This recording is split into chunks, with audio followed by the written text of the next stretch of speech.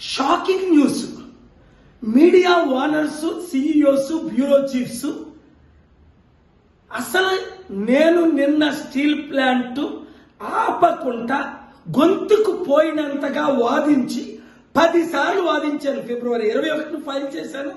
April 24ని 25ని orders తీసుకొచ్చాను. 1 inch స్థలం అమ్మకుంటా ఎవరమ్మారు, ఎంతకమ్మారు, ఎందుకమ్మారు, ఎవరు కొంటున్నారు అని రుజువులతో. నేను తప్ప ఎవరైనా వాదించారా? జేడి లక్ష్మీనారాయణ 3 నెలల్లో కనీసం ఒక్కరోజైనా కోర్టుకు వచ్చాడా? ఆయనలాగే అనేక మంది ఫైల్ చేశారు. కనీసం ఆయన మ్యాటర్ లిస్టేనే అయిందా? నాది అయిన తర్వాత అలాంటి ఎన్నో లిస్టులు అయ్యాయి.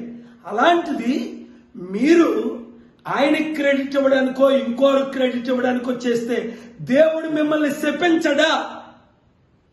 సత్యాన్ని దాచి అసత్యాన్ని ప్రచురిస్తే మీకెలా ఉంటుంది కోపం? ఇంత కష్టపడి గవర్నమెంట్ ని స్టీల్ ప్లాంట్ అమ్ముకుంటూ ఆర్డర్ తెచ్చింది ఏకైక వ్యక్తిని. 2 నెలలు కష్టపడ్డాను, 10 రోజులు ఆర్గ్యుమెంట్ చేశాను, 30-40 రోజులు ప్రిపేర్ చేశాను, కోర్టు చుట్టూ రాత్రి పగలు తిరిగాను. ఇంత చేస్తే నాకు క్రెడిట్ ఇవ్వడానికి మీకు దేవుడే అన్నాడు, whom the credit is due, the credit is due అని.